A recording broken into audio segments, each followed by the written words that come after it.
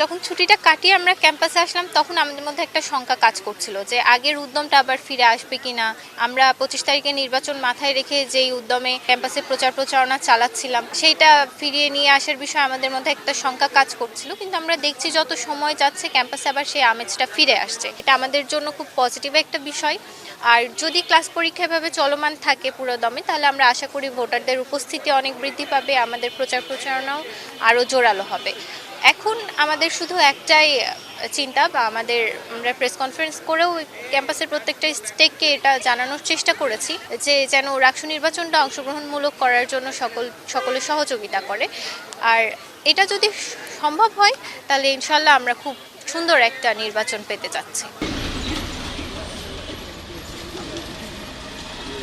শুরু থেকেই দেখছিলাম যে লেভেল প্লেইং ফিল্ড নিশ্চিতকরণের যে ব্যাপারটা সেটা কিন্তু নিশ্চিত করা হয়নি, যার কারণে দেখেছি যে হলে কেউ মুড়ি পার্টি, বিরিয়ানি পার্টি, অনেকেই হচ্ছে আর্থিক সহায়তা দিচ্ছে। এই অভিযোগগুলো তো পাল্টাপাল্টি আছেই। সব থেকে যেটা ক্ষতিগ্রস্ত হচ্ছে আমরা যারা স্বতন্ত্র প্রার্থী রয়েছি তারা। তবে আমরা স্বতন্ত্র প্রার্থী হিসেবেও আমরা বেশ ভালো সাড়া পাচ্ছি, কারণ সাধারণ শিক্ষার্থীদের কাছে যখন আমরা যাচ্ছি তারা জিজ্ঞাসা করছে যে আপনারা কি কোনো রাজনৈতিক দল বা স্বতন্ত্র থেকে কিনা। কারণ অনেকে আবার ইনস্ট্যান্ট বলছে যে আমরা চাই যে সাধারণ শিক্ষার্থী থেকে আমাদের প্রতিনিধি নির্বাচিত হোক। এই বিষয়গুলো ভালো লাগছে।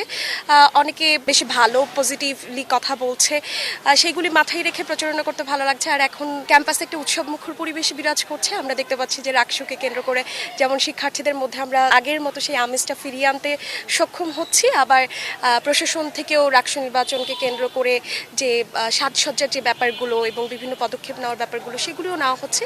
সেখান থেকে আমরা আশাবাদী যে হ্যাঁ, আমরা সুষ্ঠুভাবে প্রচারণার মাধ্যমে এবং সবাইকে নিয়ে আমরা একটা আনন্দদায়ক নির্বাচন অংশগ্রহণ করতে চলেছি।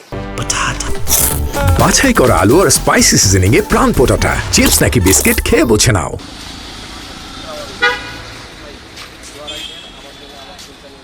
সকাল থেকে প্রচারণা চালাচ্ছি, যেটা হচ্ছে শিক্ষার্থী ভাই বোনেরা আসলে এখন ক্যাম্পাসে ক্লাসে ঢুকছে, শিক্ষার্থীদের আসলে পৌঁছে দিতে পারতেছি এবং খুব সাড়া পাচ্ছি। তারা আমার ইশতেহারগুলো তাদেরকে বলার চেষ্টা করতেছি, তারা আসলে খুব সাড়া দিচ্ছে।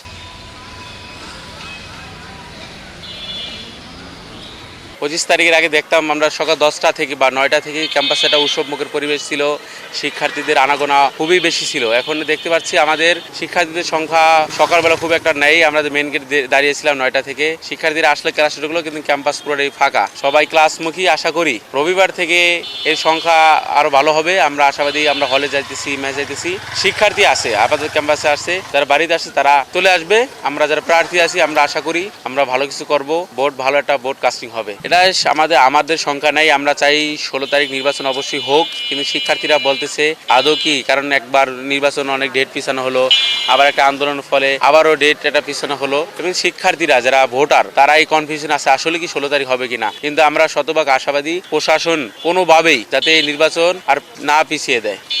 আমরা চাই নির্বাচন 16 তারিখ হবে, আমরা আশাবাদী এখন পর্যন্ত হবে। শিক্ষার্থীরা, তাদের শিক্ষকরা, তাদের কর্মচারীরা তাদের নৈতিক যে দায়িত্ব, নৈতিক মানদণ্ড ঠিক রেখে 16 তারিখে নির্বাচন দিবে।